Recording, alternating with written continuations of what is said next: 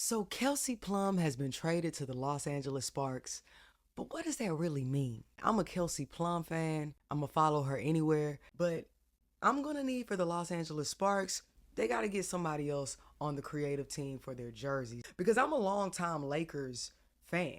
So Lakers is classic. It's a classic OG. We don't need that little palm tree. In fact, I know who you should go to. There's a really dope graphic designer by the name of Abby Links. You can find them on Threads. They've already made a lot of mock-ups of other jerseys. You'll find something that suits you with Abby Links. So go ahead and slide in their DMs or whatever you need to do to get them on the team. Because for me to really buy into the Los Angeles Sparks, first, I'm going to need a better jersey. But Kelsey Plum, I will follow you anywhere. I wholeheartedly believe that this trade is Las Vegas doing right by a player that they will always honor. Kelsey has had a rough time in the last year or so going through a divorce. I don't know if you've ever gone through a divorce, but I have. And personally, I would not have made it if I did not move back home.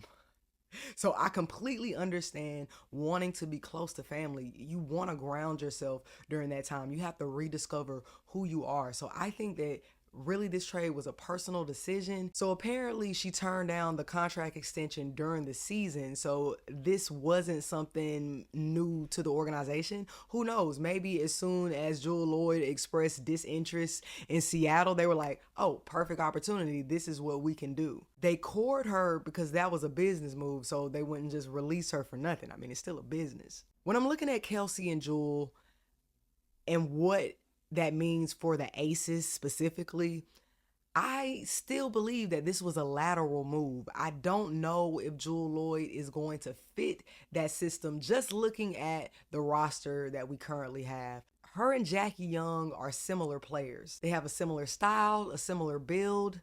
Their temperament is also similar. Jewell Loyd averaged right under 20 points, around 5 rebounds, just under 4 assists, just under 2 steals.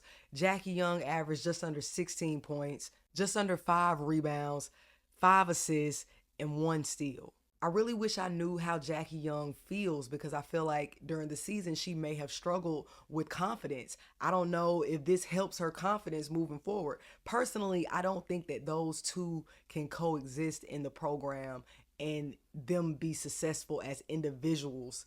So I think one of them got to go.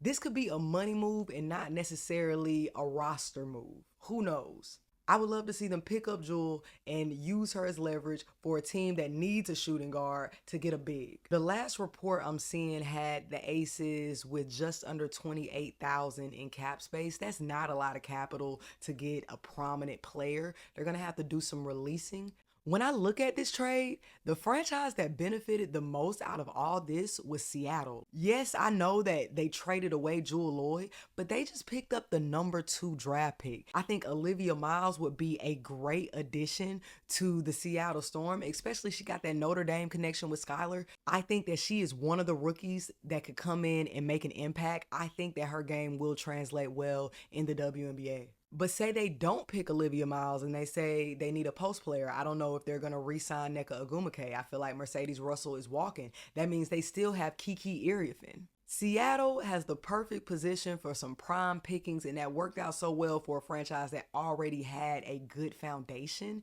I think that they will be contenders next season. When I think about the Aces, I'm not confident in the moves that I've seen thus far. So I think that this season is going to be a rebuild for them. It's like, what are they doing? Tiffany Hayes should already have been offered a contract. I think that Tiffany Hayes was one of the best things that the Aces did all last season. So I don't understand why she has not been offered a contract for the upcoming season unless she just doesn't want to return. But what are your thoughts, Hoops Tribe? How you feeling about all these changes? And this is just the beginning. I feel like things haven't even gotten spicy yet. Let's talk hoops.